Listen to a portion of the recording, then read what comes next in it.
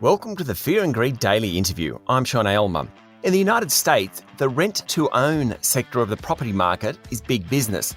Rent-to-own is effectively a lease agreement where a tenant rents a property and at the end of a fixed term, they can buy it, having built up equity over time.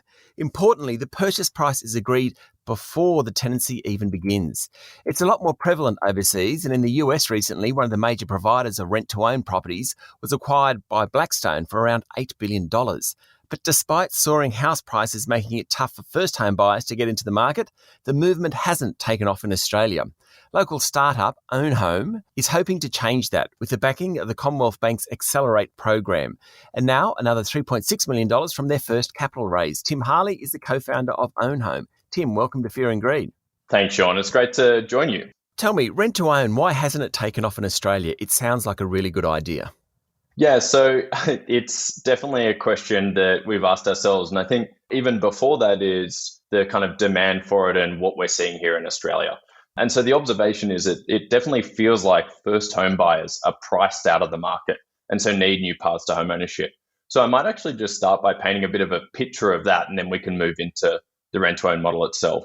So, the median deposit is up about 37 times since my parents' generation, meaning 60% of first home buyers rely on the bank of mum and dad for direct cash assistance to buy their home. And so new paths to ownership are clearly needed. And maybe even kind of looking at the mania recently, just over the last 12 months, the Sydney median house price has increased by $150,000. So that's $3,000 per week.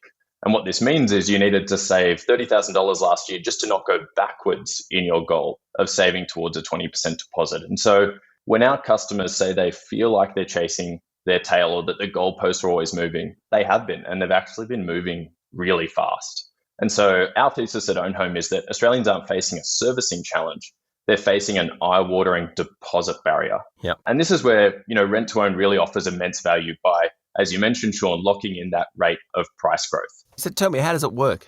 Sure. Firstly, customers pay a monthly equivalent to what it would cost to rent and save for that property on the market, but then they also have the right to buy it at a pre-agreed price. And so with OwnHome, they're also building up purchase credits along the way. And this gives customers a couple of benefits. It gives you certainty and protection from a runaway market. You get to move in today, obviously, and you get to gain exposure to the property upside. And so maybe I'll just dive into some high-level figures just so listeners can understand how it works. Yeah. So let's look at $1 million property in Sydney, and let's assume that the market's growing at the kind of 10-year average, which is about 6.5%. And that's actually well below the long-run 50-year average of 8.7%. So we'll compare that to renting and saving towards a 13.5% deposit over 5 years, which is where OwnHome lands you at. And so assuming that a customer can't access a mortgage or can't access the bank of mum and dad, on $1 million property each week, they would pay in the vicinity of about $650 in rent and $700 in savings for that future deposit. So about $1,350 cash required each week. Now, with OwnHome, you pay the $1,350 to OwnHome, but obviously you get to enjoy living in that home today. And excitingly, included in this are those purchase credits to go towards the eventual purchase of the home. And these amount to about $150,000 over 5 years. And so when you buy the home back from OwnHome, at any time between 3 to 7 years, you simply get a bank mortgage for the purchase price, less those purchase credits you've accrued. Okay. And so importantly, to finish off and round it all out, because there's a lot of numbers there, Sean. So while you spent the same cash out the door each year, first renting and saving, with OwnHome, you've also been capturing the capital gains upside. So any property growth above that 3.8% per annum. But there's a lot of numbers there, so you may have some questions around them. Yeah, so $1,350, so effectively you're paying rent and savings all in one. So you're making it easier for someone to actually do that. So you're paying more rent up front than you would if you were just doing it yourself, but you're moving into the house that you will eventually purchase, which is a good thing. Then at the end of the 3, 4, 5, 6, 7 year period, and I presume that's set at the beginning, that extra amount you've been paying each week is sitting there. Are you getting interest on that extra amount as it accrues? And then the next thing is, so that amount turns out to $150,000. So you're borrowing 85 in today's dollars, notwithstanding price increases. Is that how it all works, sort of thing? Yeah, so the purchase credits as part of the Own Home simple monthly payment. Firstly, we tried to simplify home ownership into one or two payments because, as you know, it's very complex and costly a process. But that single monthly payment accrues you 2.5% of the value of the home each year. Right. And so every year you're getting a 2.5% stake by virtue of those purchase credits that you put towards your home. And so that 3 to 7 year window you mentioned is really us saying we don't want to try and guess where the economic cycle is or where you are in your own life. We want to give you a nice big window so that you can decide when the right time is to exercise for you. For some customers, that will be straight away at 3 years. That's the earliest they can exercise. And for others, they want the full 7 year period. Okay. And the numbers that you're talking about are based on long run averages. So how do you make money? So very simply, we see ourselves as a service business. We're not buying an asset and trying to game upside and downside. We're providing the service that is the ability to move into a home and live and save in it at the same time. And so we really do see ourselves as a service businesses. And so, like any services businesses, we will make money by virtue of the value we provide customers. And so for those customers that are excited about moving in early, we agree that 3.8% capital gain that basically locks in a return for us and then leaves the rest of the value on the table for customers. And Sean, we're actually pretty vocal about, no one knows what will happen in the future with the market. And you'll see on our website, we have a calculator that's kind of helpful indication for customers. If the market grows at less than 3.8%, then it is an incremental cost to use Own Home. So that's completely up to customers to choose and decide. Okay, so where do the homes come from?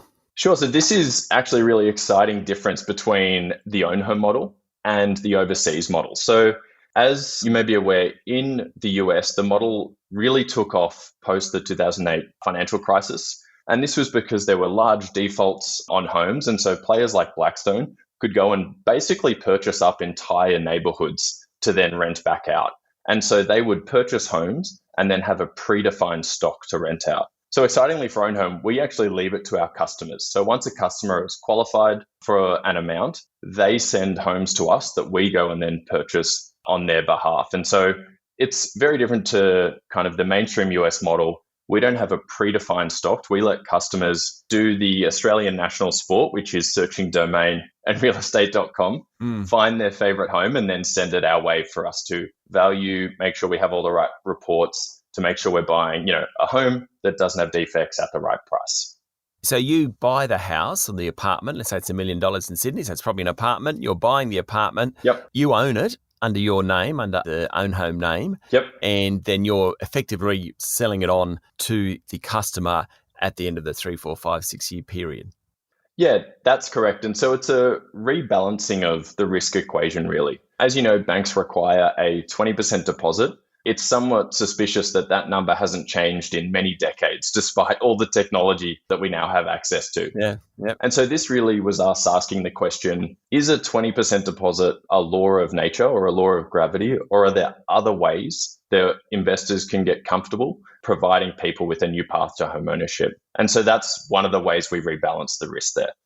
Stay with me, Tim. We'll be back in a minute.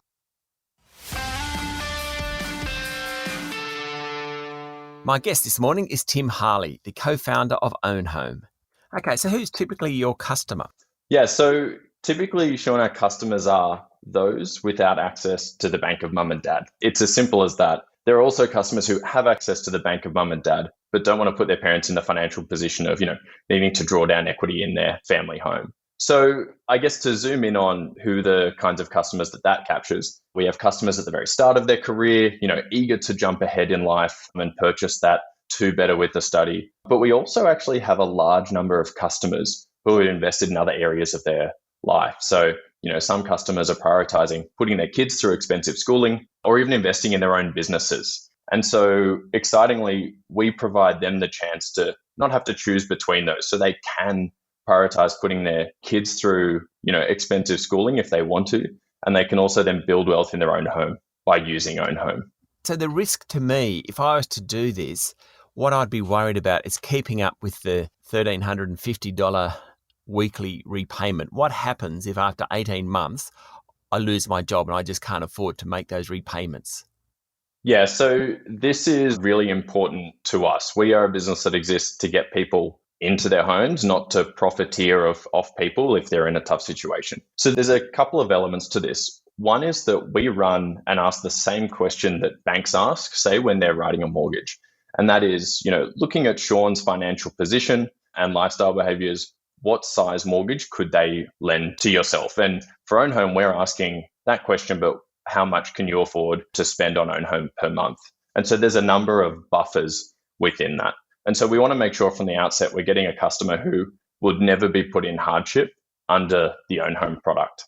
So that's the kind of stage gate. The second is, say, something does happen. We have the normal policies around, hardship and arrears. And it's actually quite a systemized process that lasts about 70 to 90 days that is mainly trying to help businesses, help customers through those tough periods. But finally, I guess in the very final thing I'll say on this is, should you be unable to make payments or for whatever reason and say that, the months of work we've put in trying to help support you through that tough time in your life, we would look at other ways to help you exit the option that let you crystallize some of that value, whether it's by selling the property, putting another customer in that property, or selling your option. So there's a couple of elements to that question. Tim, you've successfully raised money, 3.6 million, so you've got people that are supporting you. What's the goal? What's a 5-year goal for OwnHome? The 5-year goal, if any startup can tell you what their 5-year goal is, they're probably lying. Yeah. But no, the vision really is to provide a new path to homeownership for every Australian.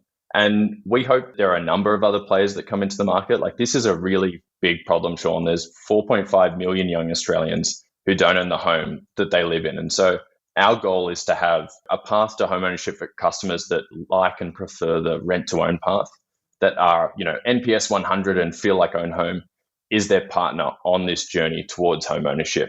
And we'll only get there by building, a brand where we partner with partners who have the same vision. So the likes of CBA and these global investors and partners who think about what is right for the customer. The goal is not get as many homes onto our books as possible. The goal is create a generational path to homeownership. Well, anything that's giving people more opportunity to get into the home market's a good thing. Tim, thank you for joining Fear and Greed. Thanks very much, Sean. Appreciate your time. That was Tim Harley, the co-founder of OwnHome. This is the Fear and Greed Daily Interview. Join me every morning for the full Fear and Greed podcast with all the business news that you need to know. I'm Sean Aylmer. Enjoy your day.